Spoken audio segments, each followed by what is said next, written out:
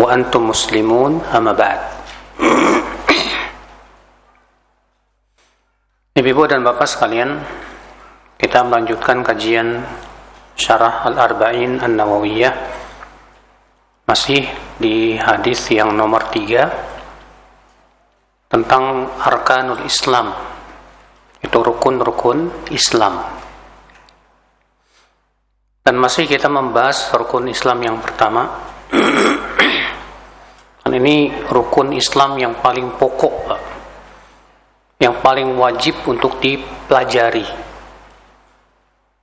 Dan kemarin kita sudah menjelaskan tentang makna syahadat la ilaha illallah, rukunnya. Demikian pula kita sebutkan syarat-syarat la ilaha illallah. Adapun pada pagi hari ini kita akan membahas tentang nawaqid, itu pembatal-pembatal la ilaha illallah. Apa saja pembatal-pembatal la ilaha illallah yang harus diwaspadai, Pak, agar tidak batal keislaman kita? Ya. Pembatal yang pertama itu syirik. Dan ini kemarin sudah sempat kita masuk bahwa syirik itu ada dua macam. Ada syirik besar dan ada syirik kecil. Apa bedanya syirik besar dengan syirik kecil, Pak? Syirik besar membatalkan seluruh amal. Kalau syirik kecil hanya membatalkan amal yang terkena syirik itu saja. Yang kedua, syirik besar mengeluarkan pelakunya dari Islam. Sedangkan syirik kecil tidak. Yang ketiga, syirik besar apabila pelakunya mati di atas syirik besar, maka ia kekal dalam neraka. Sedangkan syirik kecil tidak. Ini 3 perbedaan antara syirik besar dengan syirik kecil. Sekarang apa definisi di syirik besar dan apa definisi syirik kecil? Syirik besar, sebagian ulama memberikan definisi yaitu sorfu al-ibadah li ghairillah, memalingkan ibadah kepada selain Allah.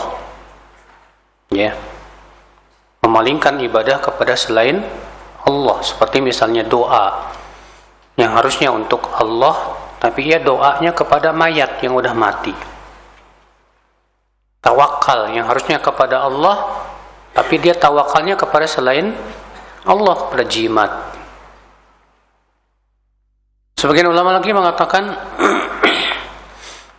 syirik besar adalah taswiyatu ghairillah billah.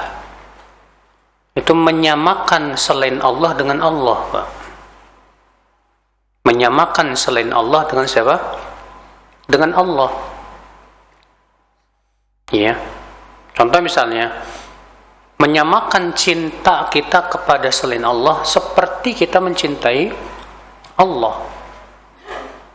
Menyamakan takut kita kepada selain Allah seperti takutnya kita kepada Allah.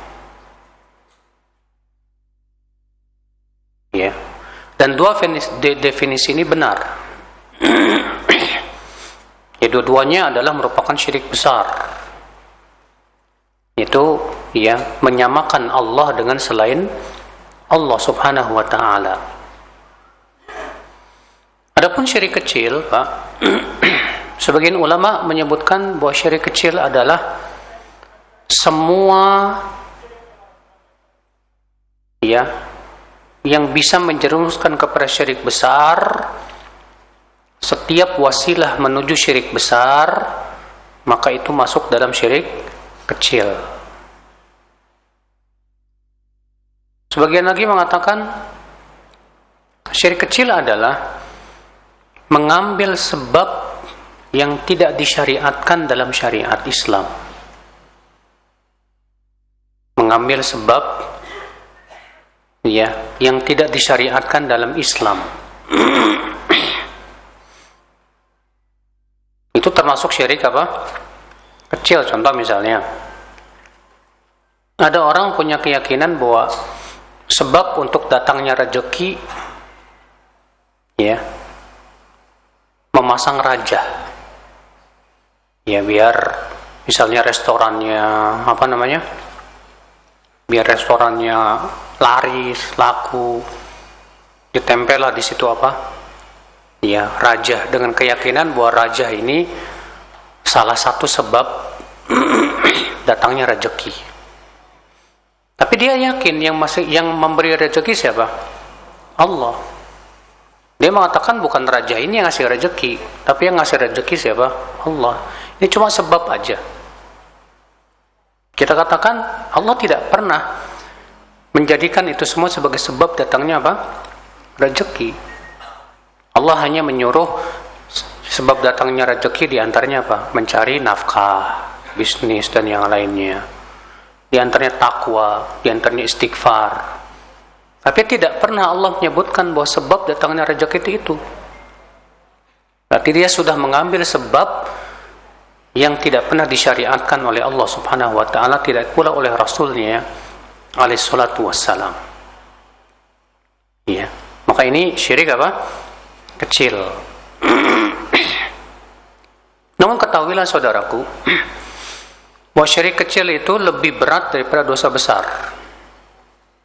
Syirik kecil lebih berat daripada dosa besar. Ingat ya. Makanya Abdullah bin Mas'ud mengatakan apa? Aku bersumpah dengan nama Allah dalam keadaan dusta lebih ringan bagiku daripada bersumpah dengan nama selain Allah dalam keadaan jujur. Kata Abdullah bin Mas'ud bahwa bersumpah dengan nama Allah tapi dusta ini lebih ringan daripada bersumpah dengan nama selain Allah tapi jujur. Kenapa? Karena yang pertama dosa besar dan yang kedua termasuk syirik kecil. Syirik kecil akhal Islam lebih berat dibandingkan dengan dosa zina, riba, dan yang lainnya daripada dosa-dosa besar. Ikhwatul Islam, azani Allah wa iyyakum. Nah, yang akan kita bahas ini syirik besar, Pak. Yang itu merupakan pembatal keislaman, Pak. Di mana apabila seseorang mati di atas syirik besar ini, haram masuk neraka. Allah berfirman, "Innahu may yusyrik billah faqad harramallahu alaihil jannah." Sesungguhnya siapa yang mempersekutukan Allah, maka Allah haramkan ia masuk ke dalam surga. Bayangkan, gak boleh masuk surga sama sekali, kekal dalam api neraka, ngeri sekali. Ini yang harus betul-betul kita waspadai betul, Pak. Syirik kecil pun juga harus kita waspadai. Tapi syirik besar harus lebih lagi. Kata para ulama, syirik besar banyak macamnya. Namun yang sering terjadi itu empat kesyirikan. Yang pertama yaitu syirkud doa, syirik dalam doa. Syirik dalam doa. Apa itu? Yaitu da'watu ghairillahi ma'ah, berdoa kepada selain Allah, selain berdoa kepada Allah tapi juga berdoa kepada selain Allah. Seperti ada orang datang ke kuburan wali lalu berdoa kepada wali yang ada di kuburan, wahai Pak Wali misalnya, wahai Syekh Abdul Qadir Jailani misalnya, wahai Syekh Ahmad Badawi misalnya, atau datang ke kuburan Wali Songo lalu berdoa kepada mayat yang ada di kuburan. Maka ini syirik besar. Kenapa? karena dia sudah berdoa kepada selain Allah. Allah berfirman, "Wa man adallu mimma yad'u min dunillah." Ya.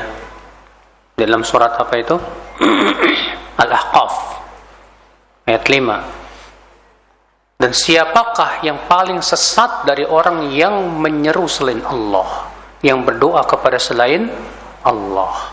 Allah mengatakan, Pak, manusia yang paling sesat di dunia ini orang yang berdoa kepada selain Allah. Iya. Allah juga berfirman, "Ud'uni astajib lakum." Berdoalah kalian kepadaku, aku pasti ijabah doa kalian. Innal ladzina yastakbiruna an ibadati sayadkhuluna jahannama dakhirin. Sesungguhnya orang-orang yang bersombong untuk berdoa kepadaku, mereka pasti masuk neraka jahanam dalam keadaan terhina, kata Allah. Iya. Nah, ini namanya syirik doa, Pak. Itu berdoa kepada selain Allah. Berdoa kepada malaikat, berdoa kepada para nabi, berdoa kepada para wali. Semua ini syirik besar. Iya. Dan pelakunya disebut musyrik. Macam yang kedua yaitu syirku al-mahabbah. Syirik cinta. Syirik apa? Cinta. Apa itu syirik cinta? Yaitu mencintai selain Allah seperti mencintai Allah. Dalilnya yaitu surat Al-Baqarah ayat 165. Allah Ta'ala berfirman, "Wa minan nas man yattakhidhu min dunillahi andada yuhibbunahum kahubbillah." Di antara manusia ada yang mengambil tandingan selain Allah. Mereka mencintai tandingan itu seperti mencintai Allah. Lihat, yuhibbunahum kahubbillah. Mereka mencintai tandingan itu seperti mencintai Allah. Maka siapa yang mencintai sesuatu seperti mencintai Allah, Pak, maka pada waktu itu dia sudah jatuh kepada syirik besar. Bagaimana mencintai Allah? Cinta kepada Allah biasanya, Pak, mengandung pertama apa? Al-khudu, ketundukan dan kepatuhan, disertai dengan pengagungan. Ya.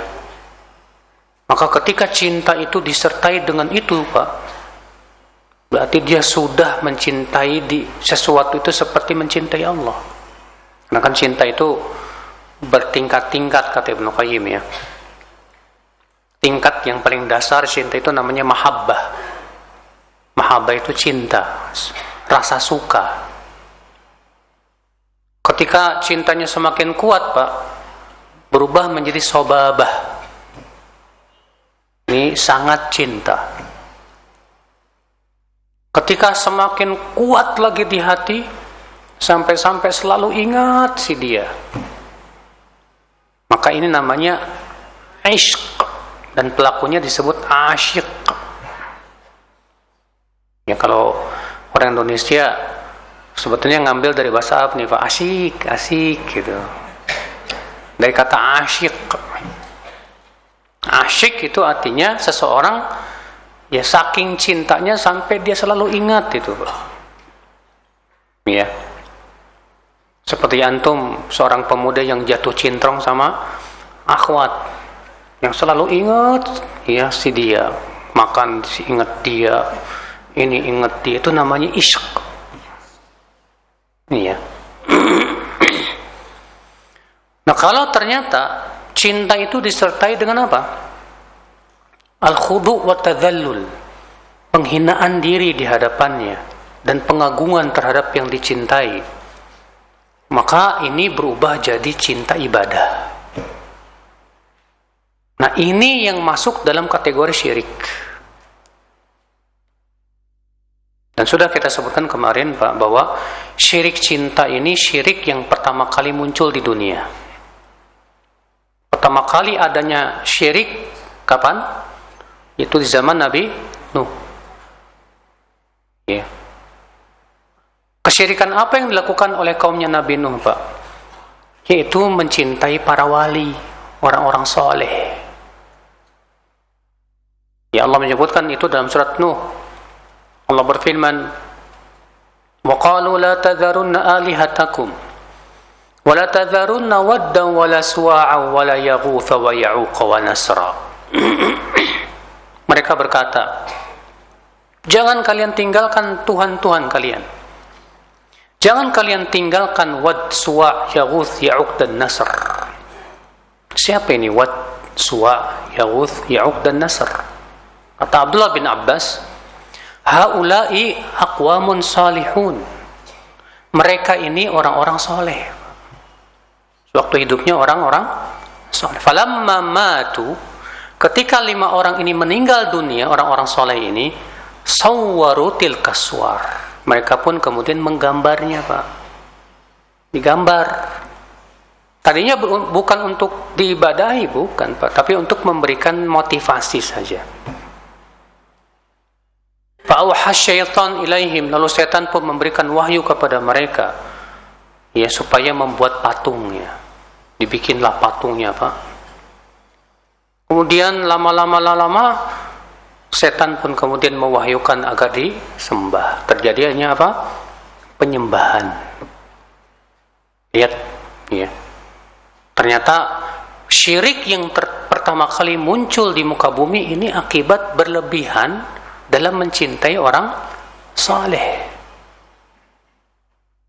Sekarang saya mau tanya, Pak, mencintai orang saleh wajib tidak, Pak?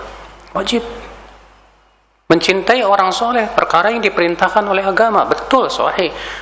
Tapi masalahnya ini kadarnya sudah berlebihan, masalahnya, Pak. Sampai akhirnya jatuh kepada kesyirikan. Na'udzubillah, nasallallahu salamata wal afiyah. Sama halnya dengan orang-orang musyrikin Quraisy. Lata, siapa Lata itu, Pak? Sebagaimana sudah kita bahas kemarin. Lata itu tadinya orang soleh, Pak. Lata itu dari kata lata yalutu, artinya mengadon tepung, dibakar, jadilah sawik namanya, Pak. Kemudian diberikan makanan kepada para jemaah haji. Nah, ketika Lata meninggal dunia, dibangunlah patung di atas kuburannya, Pak. Dan mereka yakin yang menciptakan langit dan bumi itu Allah, bukan Lata, bukan. Ketika ditanya, kenapa kalian menyembah Lata? Apa kata mereka? Kami tidak beribadah kepada mereka kecuali agar mereka mendekatkan diri kami kepada Allah sedekat-dekatnya. Oh, ini rupanya, Pak, yang diinginkan oleh orang-orang musyrikin Quraisy di zaman Rasulullah sallallahu alaihi wasallam. Iya. Ini namanya syirkul mahabbah, syirik cinta. Maka hati-hati ya. Masalahnya kita ini pasti mencintai sesuatu itu pasti, Pak. Allah sudah fitrahkan kita untuk mencintai seseorang. Ya, terkadang mencintai karena kecantikannya, karena ya kekayaannya, ya, karena kesolehan dan ketakwaannya, itu yang paling baik. Tapi hati-hati ketika antum mencintai seorang ustadz, jangan gulu.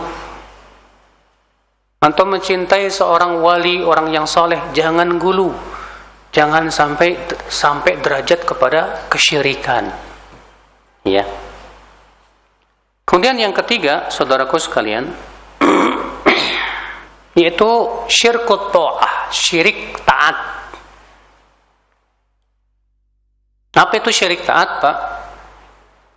Itu meyakini bahwa ada selain Allah yang berhak untuk ditaati dalam menghalalkan yang haram dan mengharamkan yang halal. Apa itu syirik taat? Itu meyakini ada selain Allah yang berhak ditaati dalam mengharamkan yang Allah halalkan atau menghalalkan yang Allah haramkan. Misal, kalau ada orang punya keyakinan bahwa wali fulan punya hak untuk menghalalkan yang Allah haramkan, Misalnya Allah mengharamkan babi. Terus ada seorang wali mengatakan babi halal, nggak apa-apa. Ya. Terus kita punya keyakinan, oh si fulan ini punya hak untuk menghalalkan yang Allah haramkan. Maka Pak, orang ini murtad dari agama Islam. Dia jatuh kepada syirik apa? Taat. Tapi kalau kita menaati pemimpin karena takut aja Pak. Misal antum bekerja di sebuah perusahaan. Terus perusahaan memberikan sebuah peraturan yang ternyata aturannya bertabrakan dengan syariat. Nah, antum menaati aturan tersebut karena takut dipecat. Karena takut apa? Dipecat. Ini masuk dalam syirik kecil, bukan syirik besar. Iya, ini masuk dalam syirik apa? Kecil, bukan dalam syirik besar. Kata Syekh Shalih Fauzan, hafizahullah. Maka dari itu hati-hati ya. Ketika kita menaati pemimpin kita karena takut dipecat, maka pada waktu itu kita masuk dalam syirik kecil. Tapi kalau kita menaati pemimpin kita dengan keyakinan bahwa pemimpin punya hak untuk menghalalkan apa yang Allah haramkan atau mengharamkan yang Allah halalkan, maka ini sudah masuk dalam pembatal keislaman, Pak. Dan pelakunya murtad. Iya. Kemudian yang keempat, saudaraku, itu syirkun niyah. Apa itu syirik niat? Apakah riya termasuk syirik besar membatalkan keislaman? Tidak. Syirik niat yang dimaksud yaitu seseorang ya menginginkan dari amalnya itu sebatas kehidupan dunia dan tidak mengharapkan akhirat sama sekali. Imam Al-Qurtubi mengatakan, kalau ada orang yang beramal solehnya itu 100% hanya untuk dunia, menurut beliau ini masuk dalam syirik besar. Ya. Karena seorang muslim, Pak, pasti ketika beramal soleh ada nilai karena Allahnya, Pak. Cuma masalahnya kan ketika kita beramal soleh karena Allah, suka ada niat yang kedua tuh, Pak. Niat yang keduanya apa coba? Niat karena selain Allah. Antum misalnya salat duha karena Allah, tapi juga ada niat biar rezekinya lancar. Berarti ada tidak niat menginginkan kehidupan dunia dari amal kita? Maka kalau seperti ini, kata Imam Suyuti, dilihat mana yang paling dominan. Kalau yang lebih dominan karena Allahnya, maka dia dapat pahala. Kalau yang lebih dominan bukan karena Allahnya tapi karena dunianya, maka dia dapat dosa dan tidak dapat pahala. Dan kalau karena Allah dan karena dunianya seimbang 50-50, maka tasaqata, saling berguguran, nggak dapat pahala, nggak dapat apa? Dosa, nol. Iya, hati-hati mas, jangan sampai kita ibadah niatnya karena dunianya ini, Pak. Iya. Cuma terkadang masalahnya begini, Pak. Kita ini kurang yakin dengan janji Allah, Pak. Contoh, Rasulullah SAW bersabda, siapa yang silaturahim, siapa yang ingin dipanjangkan umurnya dan diluaskan rezekinya, hendaklah ia menyambung silaturahim. Sekarang saya mau tanya, kalau bapak atau ibu silaturahim 100% karena Allah saja, tidak mengharapkan dua tadi, dikasih nggak sama Allah dua-dua? Nah, kan kata Rasulullah, siapa yang ingin dipanjangkan umurnya dan diluaskan rezekinya, hendaklah menyambung silaturahim. Nah, sekarang bapak silaturahimnya 100% karena Allah saja, tidak mengharapkan dua tadi, dikasih nggak dua itu? Dikasih kan, otomatis kan? Jadi sebetulnya nggak perlu kita niatin pengen dapat itu sebetulnya, Pak. Karena itu sudah janji Allah, sudah kewajiban kita mengikhlaskan ibadah aja selesai. Adapun janji Allah pasti dikasih, Pak. Nah sekarang antum silaturahim niatnya hanya untuk dua itu saja dan tidak mengharapkan wajah Allah. Ya, pahala nggak dapat. Pahala nggak dapat. Dan juga belum tentu dapat dua itu. Maka dari itulah akhwal Islam, saudara-saudaraku seiman, azani Allah wa iyyakum. Di sini penting sekali ya. Kemudian ada lagi syirik besar, contohnya apa? Syirkul khauf, syirik takut.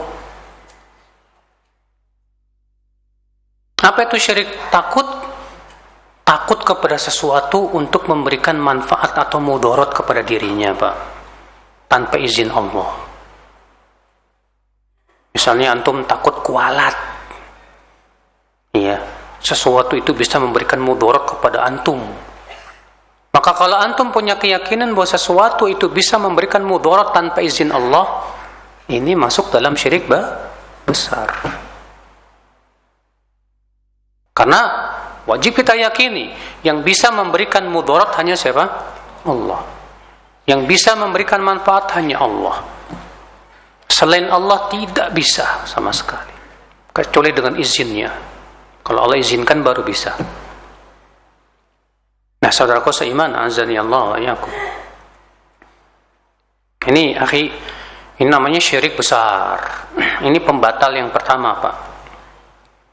Apa pembatal yang pertama? Syirik. Syirik yang mana? Syirik besar atau syirik kecil? Syirik besar. Ya.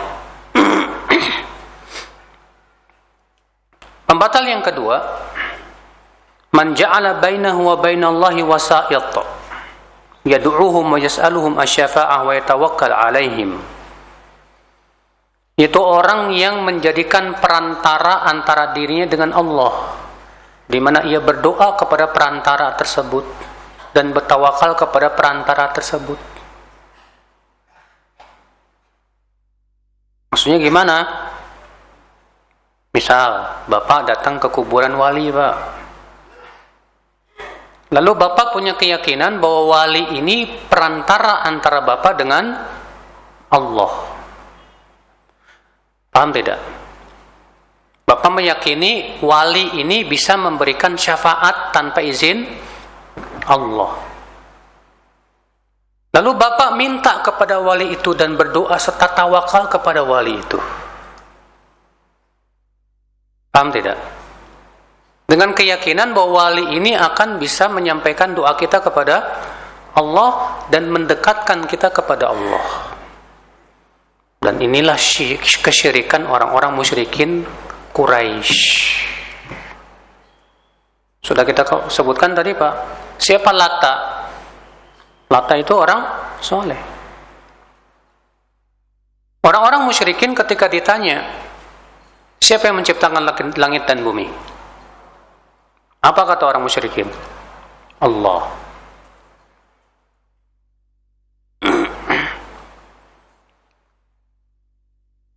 Iya. Allah berfirman dalam surat Luqman ayat 25, "Wala in sa'altahum man khalaqas samawati wal ard la yaqulunallah." Kalau kamu bertanya kepada mereka orang-orang musyrikin itu, siapa yang menciptakan langit dan bumi? Mereka jawab siapa? Allah. Tuh lihat. Anehnya mereka punya keyakinan Lata itu tidak menciptakan langit dan bumi. Nah, ketika mereka ditanya, kenapa kamu menyembah Lata? Apa kata mereka, Pak? Allah sebutkan dalam surat Az-Zumar ayat 3. Walladzina takhadhu min dunihi awliya ma na'buduhum illa liyuqarribuna ila Allahi zulfa. Dan orang-orang yang mengambil tandingan selain Allah itu, mereka berkata, kami tidak beribadah kepada mereka kecuali agar ibadah kami kepada mereka itu mendekatkan diri kami kepada Allah. Jadi, Pak, orang musyrikin Quraisy memalingkan ibadah kepada wali ini, kepada Lata ini, Pak. Di mana mereka berdoa kepada Lata, tawakal kepada Lata, tujuannya supaya itu semua bisa mendekatkan diri kepada Allah dengan cara seperti itu. Maka siapa yang datang ke kuburan wali lalu ia minta berdoa kepada wali, minta syafaat kepada wali, tawakal kepada wali, dan dia punya keyakinan bahwa perbuatan ini bisa mendekatkan dirinya kepada Allah, sama dengan kaum musyrikin Quraisy. Apa bedanya? Ya, paham kan Pak? Ibu paham kan? Apa yang dimaksud dengan mengambil perantara, ya, dalam berdoa kepada Allah.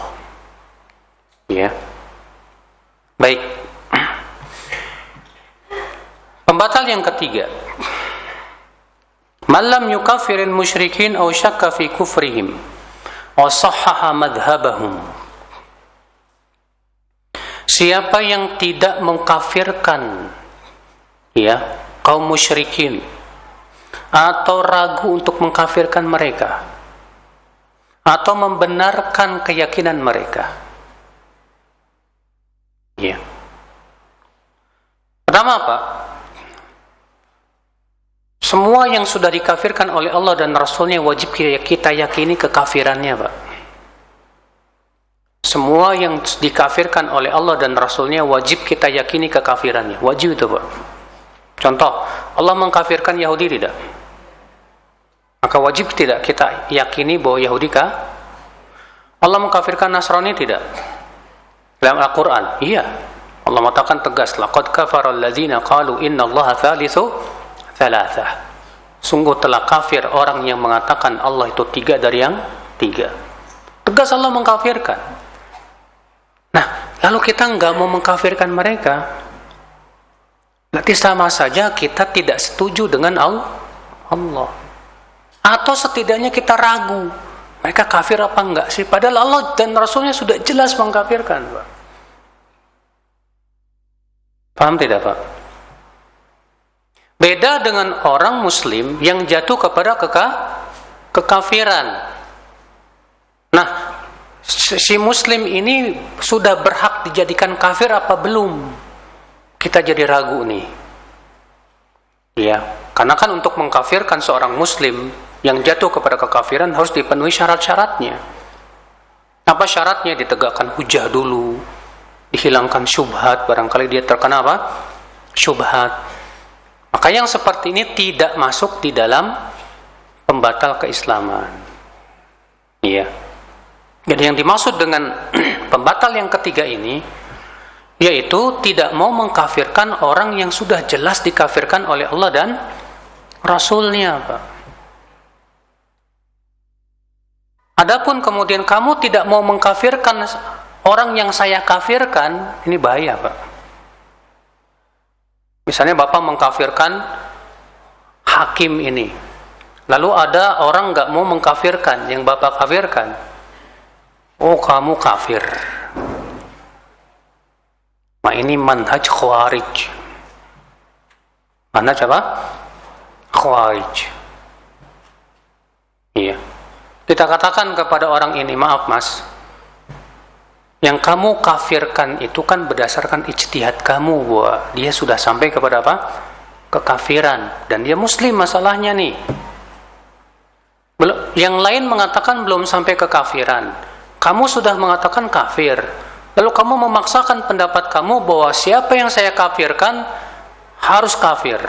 Dan siapa yang tidak mau mengkafirkan orang yang saya kafirkan, dia kafir. Wah, berat nih, Pak. Ini madhab khawarij. Karena masalah hak kafir mengkafirkan itu hak Allah dan Rasulnya. Kalau sudah jelas Allah dan Rasulnya dalam Al-Quran dan hadis mengkafirkan, wajib kita yakini kekafirannya. Tapi masalahnya ini berhubungan dengan seorang Muslim yang jatuh kepada apa? Kekafiran. Dimana sudahkah terpenuhi syarat-syaratnya untuk dikafirkan apa belum? Ini kan tidak sembarangan, Pak. Ini masalah berat. Makanya Imam Al-Qurtubi berkata apa? Babut takfir, babun khatir. Bab masalah kafir mengkafirkan itu bab yang berbahaya. Amsaka, ya, minhul fuhul fasalimu. Para ulama terdahulu hati-hati dalam masalah kafir mengkafirkan, mereka selamat, Pak. Dan banyak orang yang sembrono dalam mengkafirkan, maka mereka celaka. Kenapa Khawarij itu Pak disebut oleh Rasulullah sebagai anjingnya neraka? Akibat serampangan dalam mengkafirkan. Iya. Karena masalah mengkafirkan seorang muslim itu konsekuensinya berat Pak. Makanya akal Islam, ya, masalah mengkafirkan seorang muslim dari Islam ini ya, ini masalah yang banyak terjadi khilaf para ulama. Contoh misalnya, kalau ada muslim yang jatuh kepada syirik besar dan dia tidak tahu itu syirik besar, apakah ini sudah kafir apa belum? Khilaf para ulama. Sebagian mengatakan musyrik kafir dengan alasan tidak ada uzur dalam kejahilan dalam masalah syirik besar. Sebagian lagi ulama mengatakan belum kafir karena dia bodoh, nggak paham. Ya. Nah, kemudian para penuntut ilmu saling ribut juga gara-gara ini Pak. Saling tahdzir, saling nyerang, saling ini. Padahal ulama aja nggak sampai seperti itu gitu. Memang biasanya begitu Pak. Murid itu lebih kejam daripada ulamanya. Iya. Ikhwatul Islam azani Allah wa iyyakum. Nah, ini saudaraku sekalian, azani Allah wa iyyakum. Jadi pembatal yang ketiga ini itu orang yang tidak mengkafirkan orang-orang musyrikin, yaitu orang-orang yang sudah jelas oleh Allah dan Rasulnya dia dikafirkan. Adapun seorang muslim yang jatuh kepada kekufuran, kemudian kita belum berani mengkafirkannya, ya, maka yang seperti ini tidak masuk dalam pembatal yang ketiga ini, Pak. Ya. Ada sebuah kaidah yang bagus dari Al-Wazir bin Hubairah. Beliau mengatakan, al-khata' fil afwi khairun min al-khata' fil uqubah. Salah dalam memaafkan lebih baik daripada salah dalam memberikan sanksi. Maka salah ketika kita mengkafirkan lebih berat dibandingkan salah ketika kita belum berani mengkafirkan. Sebab kalau kita mengkafirkan kemudian ternyata salah hukumnya di sisi Allah, itu kekafiran kembali ke kita, Pak. Sebagaimana Rasulullah SAW sabda, man qala li akhihi ya kafir. Siapa yang berkata kepada saudaranya, hai kafir, faqad ba'a biha ahaduhuma, akan kembali kepada salah satu dari keduanya. Ya, kalau ternyata vonisnya benar, masuk tuh, Pak. Wa illa, tapi kalau ternyata vonisnya salah, kata Rasulullah, faraja'a ilaihi, akan balik lagi ke yang memvonis. Ya, makanya Imam Al-Qurtubi mengatakan para ulama besar hati-hati dalam masalah kafir mengkafirkan. Sementara kita lihat banyak penuntut ilmu tidak hati-hati dalam mengkafirkan. Mudah sekali mengkafirkan. Sampai-sampai ada ya ustadz yang dengan gelar LC juga kayak saya, Pak. Ya. Mengatakan apa? Apa sih susahnya buat ngomong si fulan kafir? Ya gampang kok untuk mengatakan kafir, la ilaha illallah. Sementara para ulama jelas tegas mengatakan masalah kafir mengkafirkan ini berat, Pak. Iya. Bahkan Syekh Muhammad bin Abdul Wahab mengatakan tidak boleh sembarangan orang masuk dalam dunia kafir mengkafirkan ini. Harus orang-orang yang betul-betul kokoh keilmuannya. Iya. Baik, kita masuk pembatal yang keempat. Man i'taqada anna ghairu hadin Nabi sallallahu alaihi wasallam aqbal min hadi atau anna hukma ghairihi ahsan min hukmi. Itu orang yang meyakini, Pak, bahwa ada petunjuk selain petunjuk Nabi lebih baik daripada petunjuk Rasulullah. Ada hukum selain hukum Islam yang lebih baik. Iya.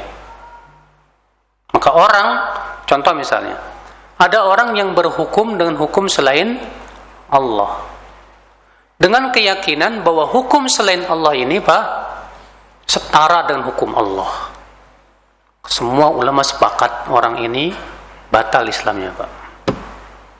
Ini termasuk pembatal ke Islam. Apalagi kalau dia punya keyakinan bahwa hukum selain Allah ini lebih baik daripada hukum Allah. Karena seorang mukmin, Pak, orang muslim yakin bahwa hukum Allah itu pasti yang terbaik. Kalau dia beriman kepada Allah, dia pasti yakin dong Allah lebih tahu daripada hambanya, ya nggak Pak? Siapa yang lebih tahu tentang kemaslahatan manusia, Allah atau kita? Allah. Berarti hukum yang Allah turunkan dan syariat yang Allah turunkan untuk hambanya harusnya lebih baik, tidak Pak? Jelas dong. Tapi ini punya keyakinan bahwa hukum selain Allah ini, yang buatan tentunya buatan manusia ya, lebih baik daripada hukum Allah. Sama saja mengatakan, orang ini lebih berilmu dari Allah, orang ini lebih tahu dari Allah. Oh, ini jelas Pak, penghinaan besar terhadap Allah Subhanahu wa taala. Ya. Beda Pak dengan orang yang berhukum dan hukum selain Allah, tapi dia punya keyakinan bahwa ini tidak boleh, haram. Cuma masalahnya dia melakukan ini karena bisa jadi ditekan, ketakutan, atau misalnya karena ngikutin hawa nafsu. Seperti halnya siapa? Najasyi di zaman Rasulullah Sallallahu Alaihi Wasallam. Najasyi masuk Islam tidak Pak? Ibu-ibu, masuk Islam kan Najasyi? Masuk Islam. Ketika Najasyi masuk Islam, berhukum dan hukum Allah tidak? Tidak. Tapi ketika Najasyi meninggal dunia, disolat gaibkan nggak sama Rasulullah? Rasulullah pun mengumumkan tentang kematian Najasyi. Ya, Rasulullah pun dan para sahabat solat gaib untuk Najasyi. Dan ini bantahan terhadap orang Khawarij Pak, yang mengatakan bahwa orang yang berhukum dan hukum selain Allah kafir secara mutlak. Ya. Adapun Ahlussunnah memberikan perincian, siapa yang kafir, siapa yang belum. Ya. Makanya Ibnu Abbas ketika menafsirkan firman Allah, "Wa man lam yahkum bima anzalallah fa ulaika humul kafirun." Siapa yang berhukum dan hukum selain Allah, maka dia kafir. Apa kata Ibnu Abbas ketika menafsirkan ayat ini, Pak? Laisal kufru huna kama yafhamun. Kafir yang dimaksud dalam ayat ini bukan seperti yang dipahami oleh orang Khawarij itu. Wa innamal kufru alladzi la yanqulu 'anil millah.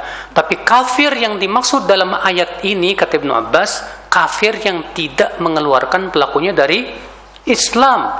Kufrun duna kufrin. Ini kafir di bawah kekafiran. Artinya kafir kecil. Kenapa? Kalau kita perhatikan secara seksama Pak ya, orang yang berbuat maksiat pun sebetulnya sudah berhukum kepada selain hukum Allah. Orangnya makan riba, saya mau tanya, makan riba ini hukum Allah bukan? Bukan. Makan riba bukan hukum Allah, itu hukum setan. Allah haramkan tidak makan riba? Allah haramkan makan riba Pak. Berarti orang yang makan riba sudah berhukum dan hukum selain Allah. Makanya Pak, itulah sebabnya orang Khawarij di zaman dahulu mengkafirkan pelaku dosa besar. Menurut orang Khawarij, pemakan riba, pezina, semua sudah berhukum dan hukum selain Allah. Sedangkan Allah mengatakan siapa yang tidak berhukum dan hukum Allah, siapa yang tidak berhukum dan hukum Allah, maka dia kafir. Berarti apa? Berarti pelaku dosa besar kafir semuanya itu. Halal darahnya. Iya. Nah ini saudaraku sekalian, azani Allah wa iyyakum. Bahkan kalau antum lihat, orang yang berbuat bid'ah pun sebetulnya sudah berhukum kepada hukum selain Allah. Sudah membuat syariat sesuatu yang tidak diizinkan oleh Allah. Iya. Tapi apakah para ulama mengkafirkan ahli bid'ah, Pak? Tidak. Makanya hati-hati, masalah kafir mengkafirkan ini berat, Pak, ya. Jangan sampai kita bermudah-mudahan dalam masalah apa? Ya kafir-kafirin itu, Pak. Baik, kita lanjutkan. Pembatal yang kelima. Man abghadha syai'an mimma ja'a bihi Rasul. orang yang membenci ajaran Rasulullah.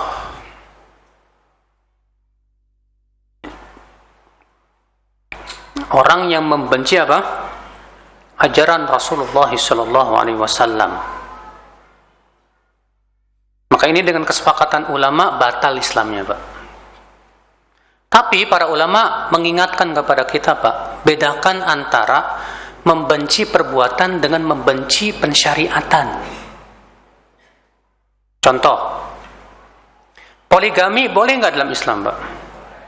Boleh. Sekarang kalau ada istri tidak suka di poligami, apakah berarti dia benci kepada syariat Allah? Belum tentu.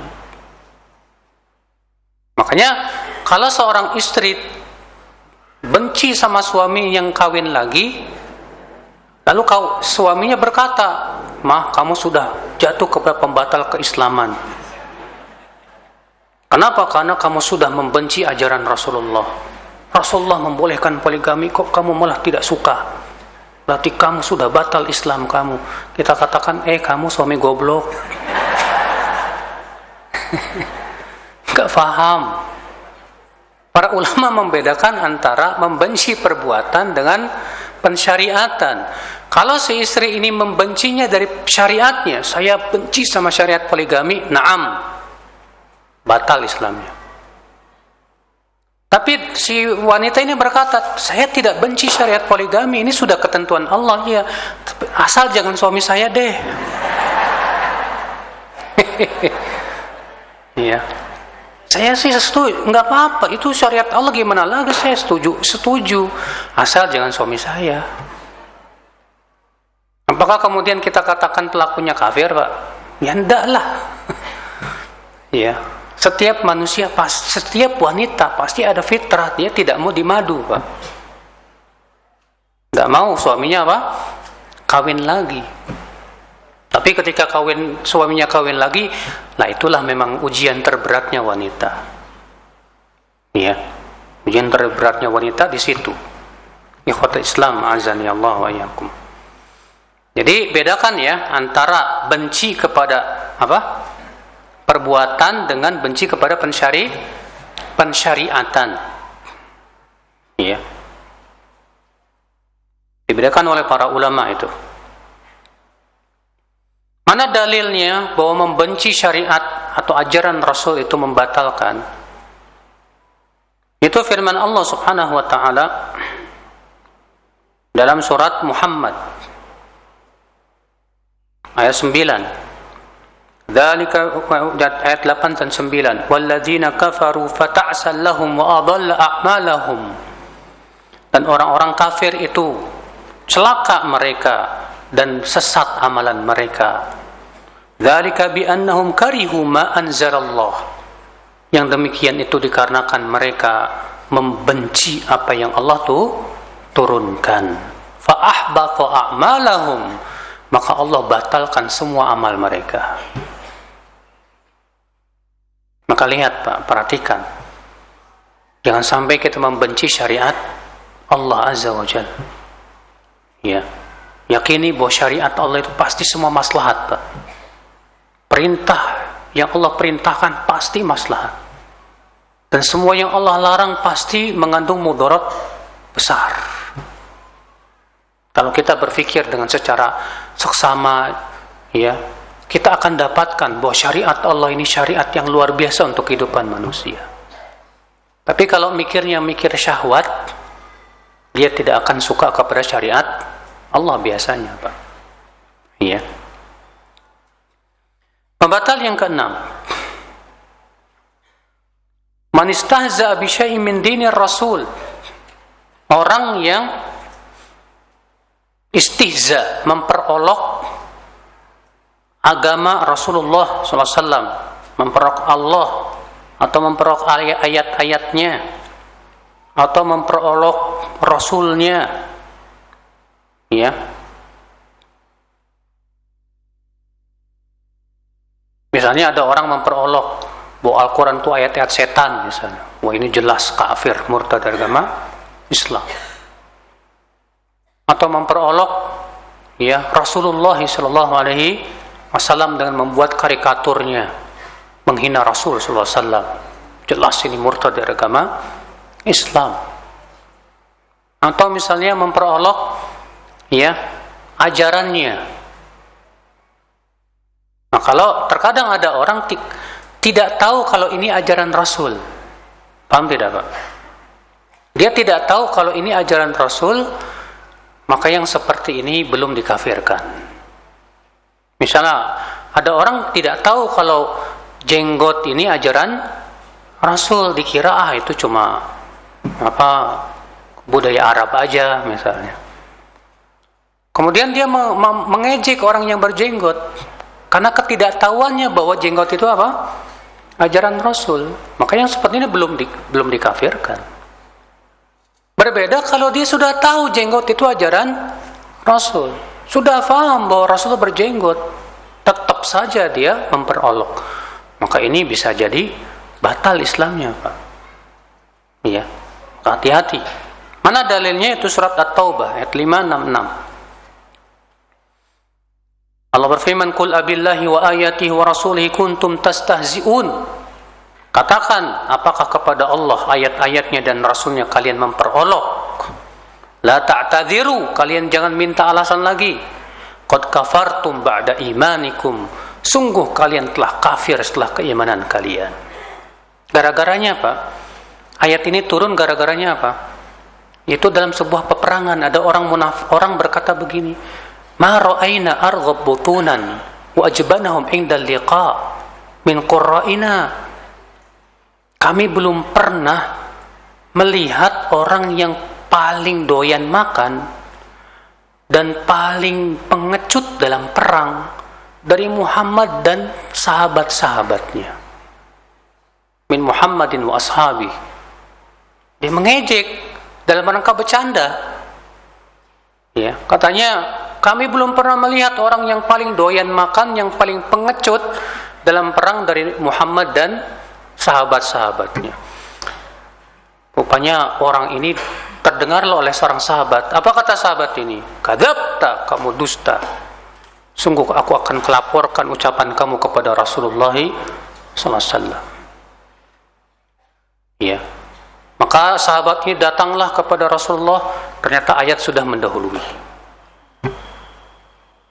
Allah mengatakan, apakah kepada Allah ayat-ayatnya ya dan Rasulnya kalian memperolok? Seorang mukmin, Pak, nggak mungkin mengucapkan kata-kata seperti ini, Pak, mengejek Allah dan Rasulnya. Orang yang mengagungkan Allah dan Rasulnya, Pak, nggak mungkin mengejek Allah dan Rasulnya. Maka kalau ada yang mengejek Allah dan Rasulnya atau ayatnya, itu menunjukkan kekufuran. Ini ya, ini namanya al-istihza. Kemudian yang keberapa? Pembatal keislaman yang ketujuh,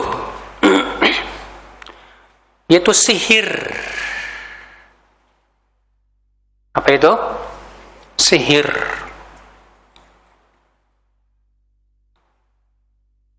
Dan sebagian ulama seperti Imam Syafi'i membagi sihir ada dua macam. Ada sihir yang sudah sampai kepada derajat pembatal keislaman, dan ada jenis sihir yang belum. Adapun yang sudah sampai yaitu kalau disertai taqarrub kepada jin. Disertai dengan apa? Taqarrub, ibadah kepada jin seperti apa? Menyembelih ayam putih atau ayam hitam, atau berkorban pakai telur. Pokoknya yang namanya jin pasti minta supaya orang itu berkorban, Pak. Maka kalau dia sudah berkorban dan taqarrub kepada jin, murtad ya, karena itu termasuk syirik besar. Tapi kalau belum sampai derajatnya sampai situ, dia tidak ada nilai taqarrubnya kepada jin. Contoh apa, Pak? Dulu saya waktu kecil itu main jelangkungan, Pak. Iya, jadi pakai duit. Kemudian ada tulisan di situ A, B, C, D, E, F, G sampai Z. Di atas ada tulisan, ada bundaran no yes. Nanti kita bilang jelangkung di sini ada acara nih. Ya, kalau lo datang bilang yes, kalau enggak apa-apa. Itu tiba-tiba gerak sendiri, Pak. Apa logam itu? Gerak sendiri. Dan saya waktu itu nggak tahu ya main. Lalu gerak. Yes, udah datang nih si jelangkung katanya. Iya. Nah ini bahaya Pak, ini bisa terkadang bisa jatuh kepada syirik besar kalau disertai dengan takarrub. Karena kenapa si jelangkung kalau udah datang minta dibalikin, dan dia suka minta harus nyembelih ayam. Kamu bisa mengembalikan saya asal kamu nyembelih ayam. Kalau sudah sampai derajat itu ini musyrik. Ini jelas ya, bisa mengeluarkan pelakunya dari Islam. Hati-hati itu Pak, karena yang namanya setan akan berusaha membuat kita apa? Kafir kepada Allah Subhanahu wa taala. Iya. Dan para dukun rata-rata mereka pasti takarub kepada jin itu Pak. Iya. Para dukun rata-rata takarub kepada jin. Bahkan semakin mereka kafir semakin tinggi ya ilmu apa namanya? Kadikjayaannya itu Pak. Sampai diantara dukun itu ada yang menulis Al-Quran dengan darah haid.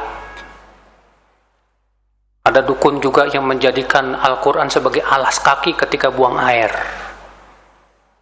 Demi untuk bisa mendapatkan apa? Sihir yang paling ampuh. Semakin kafir semakin tinggi sihirnya itu. Ngeri. Ya.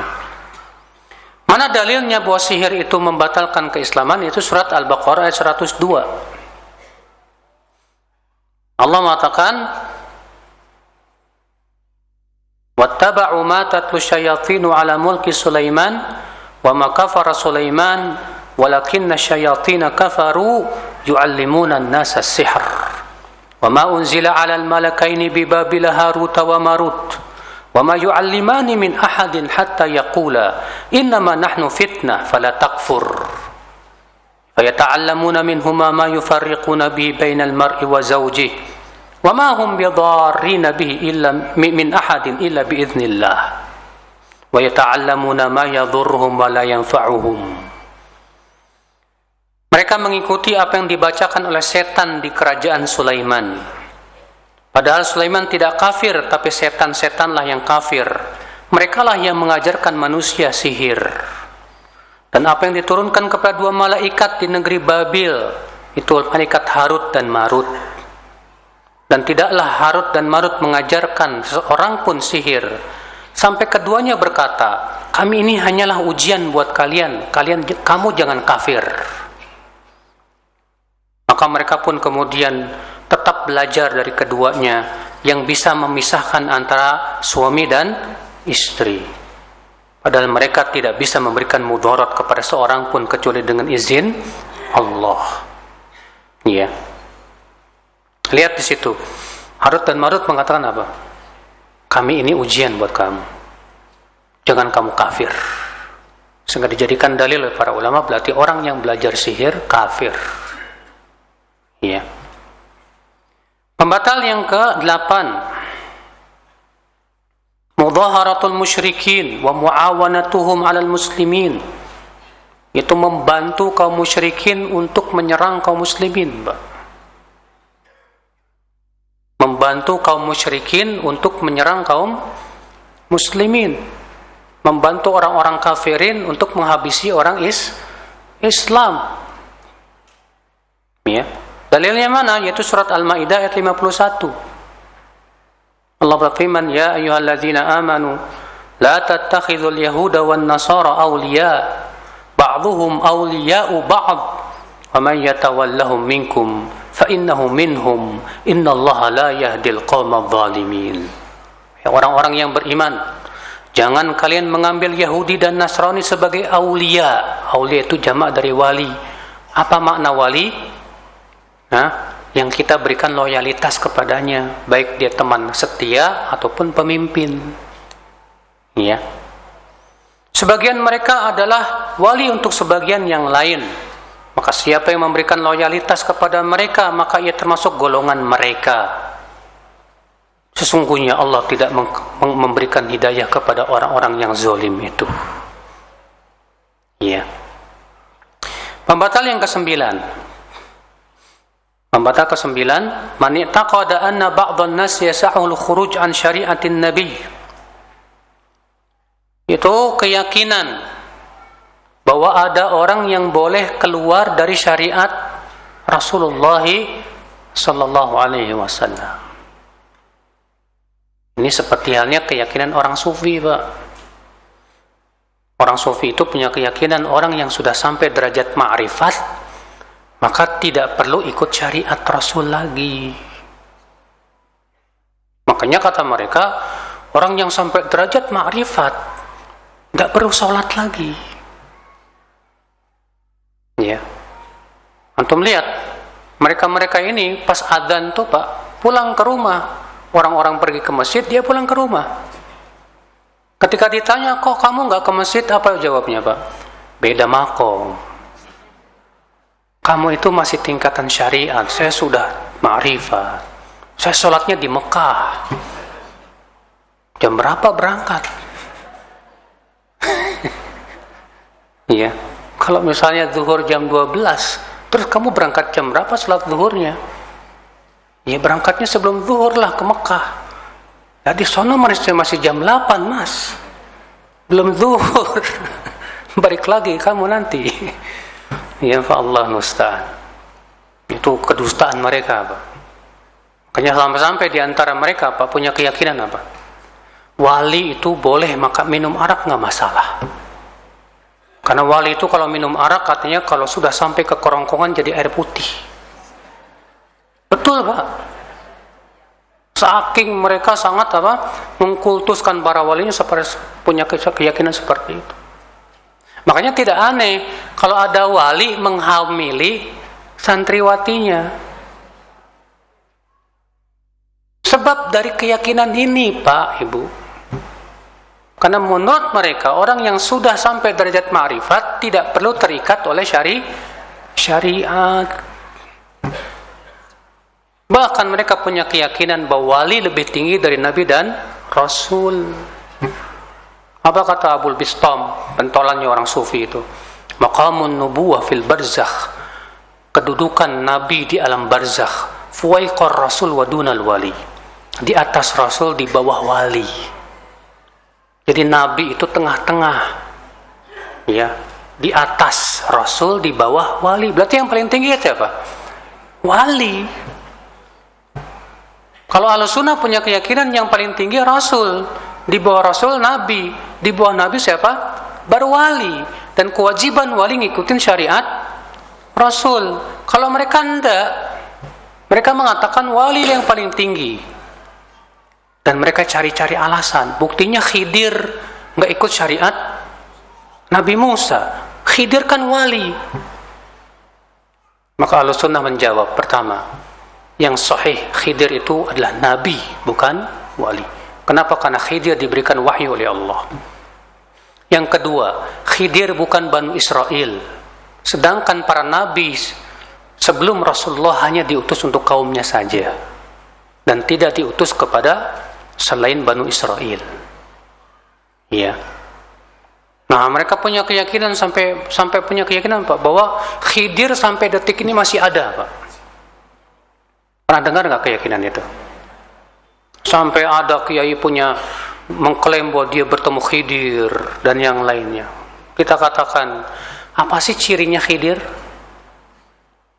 Ada nggak dari Allah dan Rasulnya keterangan bahwa Khidir itu cirinya begini, gini? Nggak ada.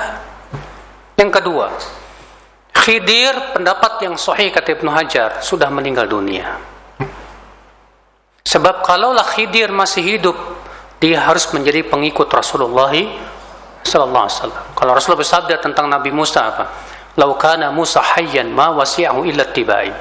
Kalau Musa masih hidup saat ini kata Rasulullah, dia harus jadi pengikutku. Demikian pula Khidir harus menjadi pengikut Rasulullah.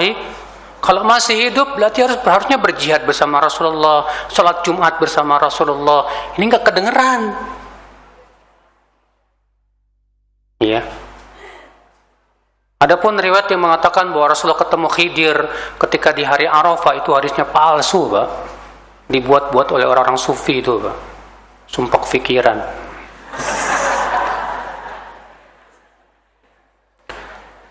Baik, Bapak sekalian. Sekarang pembatal yang ke-10. Al-i'rad an dinillah. Yaitu berpaling dari agama Allah. Apa maksudnya berpaling dari agama Allah? Ditafsirkan oleh Ibnu Qayyim dalam kitab beliau, Madarijus Salikin, yaitu dia tidak membenarkan Islam tapi juga tidak mendustakan Islam, dan tidak pula dia mau mempelajari Islam. Dia mengatakan, saya tidak membenarkan Islam loh, tapi saya juga tidak mendustakan Islam. Ya. Nah, ini makna daripada al-i'rab. Kata beliau, kata Ibnu Qayyim, la yusaddiqu wa la yukadzibuh wa la yuwalihi wa la yu'adih. Tidak membenarkan Rasul, tidak pula mendustakan Rasul, tidak pula memberikan loyalitas kepada Rasul, tidak pula memusuhi Rasul. Ya. Ini i'rab namanya, berpaling dari Islam. Ya. Nah, ini 10 pembatal keislaman. Ya, sebetulnya masih ada yang lainnya, tapi biasanya 10 ini yang sering kali seseorang jatuh kepadanya, wallahu alam. Maka waspadalah saudaraku dari pembatal keislaman ini. Ya, jangan sampai kita termasuk orang yang ternyata rugi di sisi Allah karena kita sudah melakukan pembatal keislaman. Wallahu alam. Saya kira cukup sampai di sini. Barangkali ada yang mau bertanya, silakan. Apakah saya termasuk syirik menyamakan Nabi Isa bin Maryam seperti dulu saya di agama Katolik? Dan alhamdulillah saya sudah masuk Islam. Kalau Bapak beriman kepada Nabi Isa bahwa beliau sebagai Nabi dan Rasul, wajib, Pak. Umat Islam, Pak, semuanya mencintai Nabi Isa, mencintai Yesus.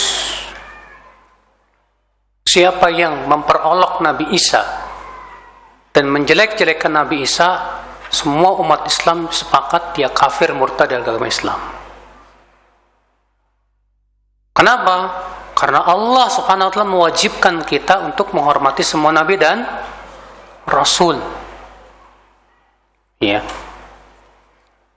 Maka mengejek salah satu nabi berarti sudah mengejek siapa? Yang mengutus nabi tersebut. Nah, maka kalau Bapak punya keyakinan Nabi Isa itu adalah Nabi, bukan anak Allah dan bukan Tuhan, maka itu jelas bukan syirik. Tapi kalau Bapak punya keyakinan bahwa saya sudah masuk Islam, Ustadz, tapi saya masih meyakini bahwa Yesus itu Tuhan, ya Bapak hakikatnya belum masuk Islam. Ya, karena Islam meyakini Yesus bukan Tuhan, Yesus itu hamba dan Nabi, hamba Allah dan Rasulnya. Apakah buku dasar-dasar ilmu hadis yang bagus? Buku ini Nukhbatul Fikar, ini ditulis oleh Al-Hafidh Ibnu Hajar Al-Asqalani. Namun Pak, untuk belajar ilmu hadis lebih baik Bapak berguru. Sebab kalau Bapak otodidak akan lebih banyak tidak pahamnya. Kenapa? Karena ilmu hadis ini butuh kepada pemahaman yang kuat, Pak.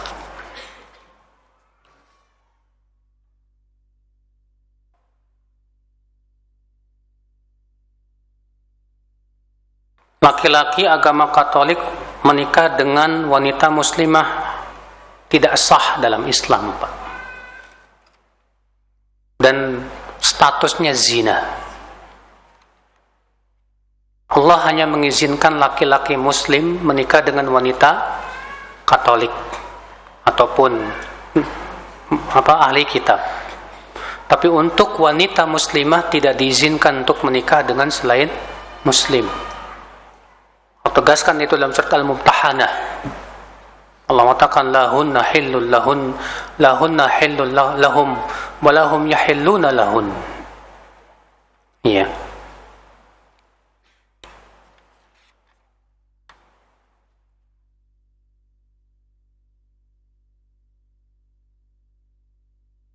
Bagaimana hukumnya muslim yang mengamalkan pola makan vegetarian karena menganggap manusia melakukan penyiksaan kepada binatang?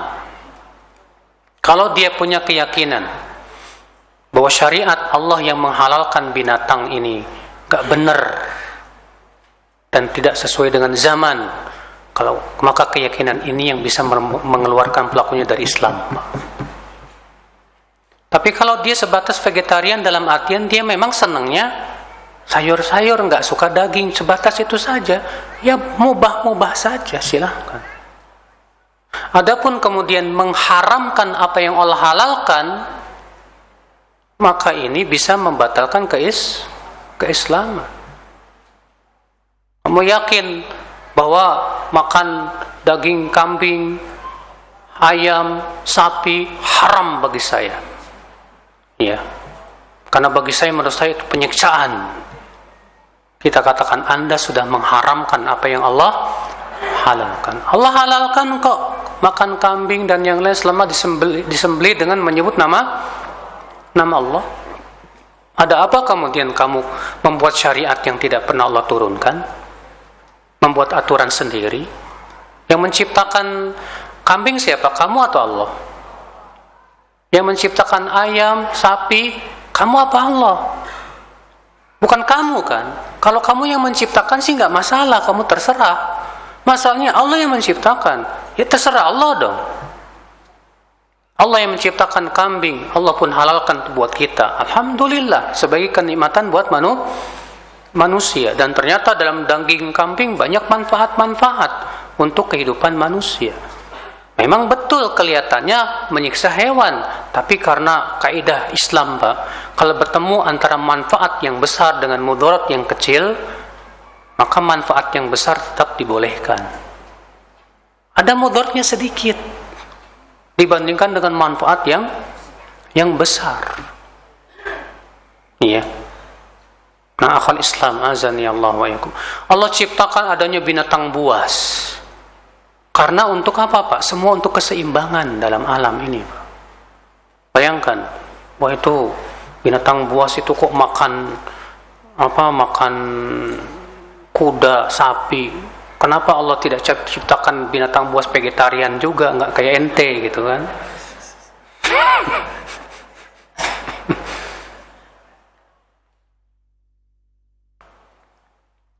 Saya jika bepergian atau berada di rumah teman, ketika berwudu saat bagian mengusap kepala, saya hanya mengusap jilbab. Begitu juga saat mencuci kaki, saya hanya mengusap kaos kaki. Hal ini saya lakukan karena malas melepas jilbab yang besar. Apakah dibolehkan? Kalau kamu berada di tempat yang memang sulit untuk melepaskan jilbab atau kerudung, iya, boleh mengusap dengan syarat sebelum memakai kerudung atau kaos kaki sudah berwudu. Adapun kalau sebelumnya belum berwudu, wajib lepas mengusap rambut. Makanya di zaman sekarang kok gampang kok. Banyak sekarang yang namanya kerudung itu tinggal pakai aja. Pas mau usap rambut tinggal ditarik ke depan, masukin tangan ke dalam, usap. Iya. Beda kalau kerudungnya, Pak, pakai peniti sana sini, ribet gitu, Pak. Susah gimana? Ya boleh seperti ini kalau memang keadaannya susah, kata para ulama, al-masyaqqah tajlibut taisir. Sesuatu yang sulit mendatangkan kemudahan. Tapi sekarang rata-rata ibu-ibu pakai kerudungnya yang otomatis, langsung pakai, ya enggak, Bu? Iya. Gampang kok. Tinggal tarik aja ke depan. Kemudian masukkan dari dalam. Iya, bisa gampang. Cuma masalahnya malas ini bahaya nih. Kalau sudah malas, ya, padahal itu diwajibkan oleh Allah dan Rasulnya, bahaya loh. Bisa-bisa sholat kamu tidak sah loh. Iya.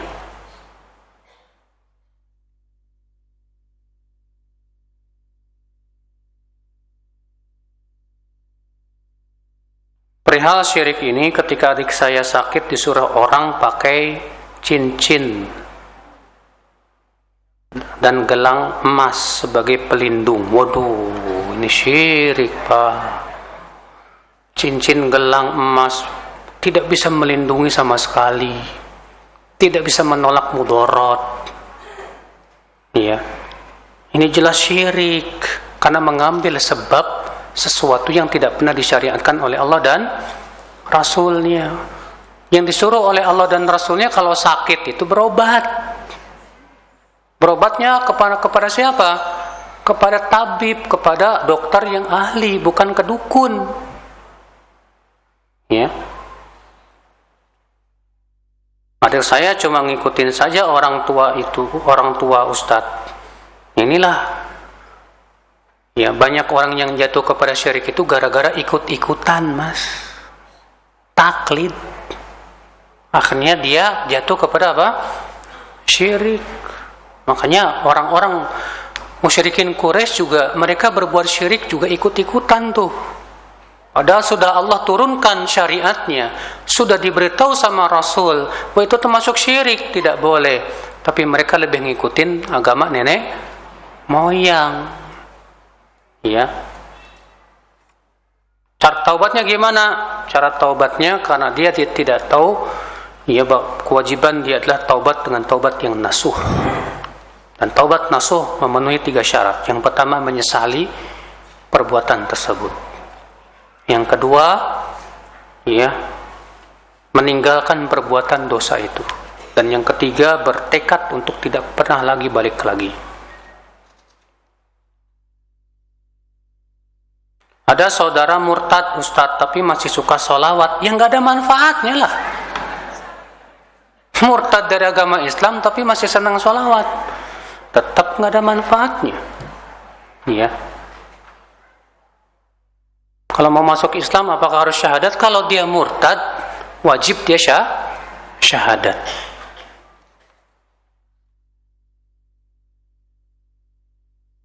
Bagaimana derajat hadis berikut ini? Dari Aisyah radhiyallahu anha, tidak termasuk golonganku orang yang membaca Al-Quran tidak dengan lagu. Lafaz hadisnya begini, laisa minna man lam yataghanna bil Quran. Bukan termasuk golonganku orang yang tidak melagukan Al-Quran. Nah, kata-kata man lam yataghanna ini khilaf para ulama maknanya apa? Kebanyakan ulama menafsirkan hadis ini man lam yataghanna artinya man lam yastaghni. Ya. Artinya bukan dari golonganku orang yang tidak merasa cukup dengan Al-Qur'an. Sebagian ulama lagi mengatakan maknanya yang tidak melagukan Al-Qur'an. Namun yang rajih pendapat yang pertama, bahwa makna malam yataghanna di sini malam yastaghni. Iya. Namun terjadi khilaf para ulama. Apakah membaca Quran disyariatkan dilagukan atau tidak? Menjadi 2 pendapat ulama. Pendapat Imam Malik mengatakan tidak disyariatkan. Sedangkan jumhur mengatakan apa? Disyariatkan. Berdasarkan hadis-hadis yang banyak. Di antaranya hadis bahwa Rasulullah SAW mendengarkan Abu Musa al-Asy'ari yang sedang sholat tahajud, dan beliau suaranya indah sekali bagaikan seruling. Kemudian di pagi harinya Rasulullah memberitahu, hai Abu Musa, semalam aku mendengarkan bacaan Quran. Apa kata Abu Musa? Wahai Rasulullah, kalau aku tahu engkau mendengarkan bacaanku, lahabbartuhu laka tahbira, aku akan semakin merdukan suaraku. Ya. Berarti memerdukan suara disyariatkan tidak, Pak? Disyariatkan. Ya. Demikian pula hadis yang lainnya, di mana itu semua menunjukkan bahwa memerdukan suara itu disyariatkan, Pak. Bahkan menambah kekhusyuan. Ya. Cuma masalahnya, Pak, yang diwanti-wanti oleh para ulama adalah ada sebagian pemuda, pertama, Pak, belajar lagu. Belajar apa? Belajar lagu langgem gitu, Pak. Ada bayati, ada kurdi, ada ini. Maka kata para ulama, ini semua tidak sesuai dengan petunjuk salaf. Para sahabat tidak pernah mempelajari bagaimana lagunya Rasulullah SAW dalam membaca Al-Quran. Banyak di antara kita, saya pengen lagunya kayak Musyari Rasyid. Yang satu lagi pengen kayak Hani Rifai. Kata Syekh Bakar, ini semua makruh. Ini semua hukumnya apa? Makruh. Tapi hendaklah seseorang membaca Quran sesuai dengan kemampuan masing-masing. Iya. Jadi nggak perlu dipelajari, nggak perlu. Apalagi ada yang sampai baca Quran dengan lagu dangdut, Pak. Soalnya, anak pernah itu waktu di Bogor, sholat taraweh, ini baca Quran apa dangdutan ini, Allah ya Rabbi. Iya. Ngeri. Yang kedua, hadis Ibnu Abbas, bukan termasuk golonganku orang yang menyetubuhi istri yang sedang hamil, enggak sahih. Hadis Tabrani, tidaklah bagi seorang istri yang menghabiskan harta suaminya kecuali dengan izin suaminya. Lafadznya adalah la yajuzu imra'atin atiyah min ghairi idzni wali zaujiha. Tidak boleh seorang wanita menginfakkan atau memberi harta kecuali dengan izin siapa? Suaminya. Begitu. Bukan menghabiskan, Pak, tapi memberikan harta suami untuk disedekahkan. Ya, makanya para ulama membedakan antara menggunakan harta suami dengan menggunakan harta sendiri. Kalau misalnya si istri punya harta sendiri, Pak, boleh nggak si istri menginfakkan harta sendirinya itu tanpa izin siapa? Suami. Jumhur mengatakan boleh. Kenapa? Karena itu harta dia, bukan harta suami. Namun dianjurkan untuk minta izin ke suami. Supaya apa? Ya, untuk menjaga perasaannya. Ya, untuk menghormati dirinya. Apalagi kalau suaminya koret, Pak. Maka yang seperti ini istri tidak perlu izin suami. Beda dengan menginfakkan harta suami, maka harus izin siapa? Suami.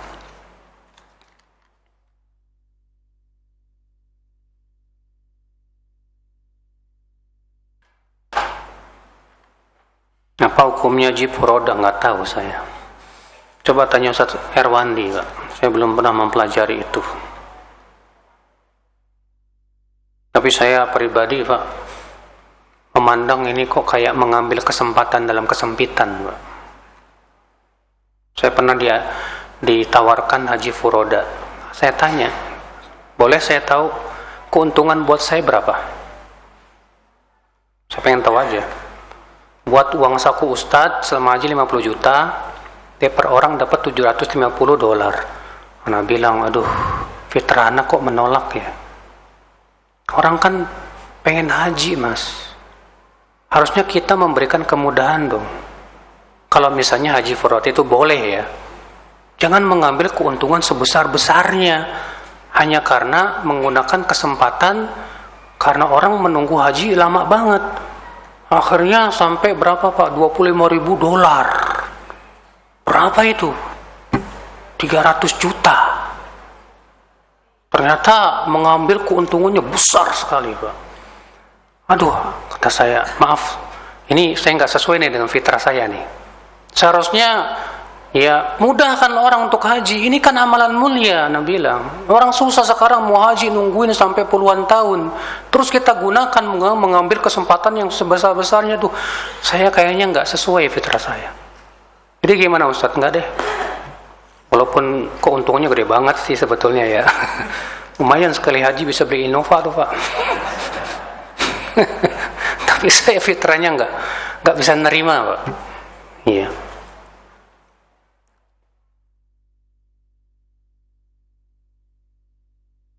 Kalau nggak jual beli orang tua sama anak boleh, nggak apa-apa. Misalnya orang tua jual kendaraannya kepada anak, nggak masalah, silahkan. Ya. Cuman harusnya anak harus tahu diri. Ya. Udahlah Pak, saya beli harganya yang mahal aja nggak apa-apa buat Bapak. Ya. Harusnya misalnya 200 juta dikasih 300 juta. Bagusnya begitu, tapi kalau nggak kuat ya gimana lagi.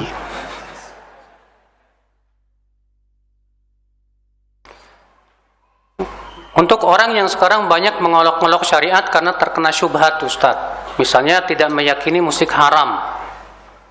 Ya. Akhirnya dia mengolok-olok orang yang mengharamkan musik. Ya seperti ini belum bisa dikafirkan. Karena masih ada syubhat yang harus dihilangkan. Ya. Demikian, semoga yang sampaikan bermanfaat. Mohon maaf bila ada kata-kata yang tak berkenan di hati. Yang benar semuanya dari Allah dan yang salah karena kekurangan ilmu saya. Wabillahi taufik. Assalamualaikum warahmatullahi wabarakatuh.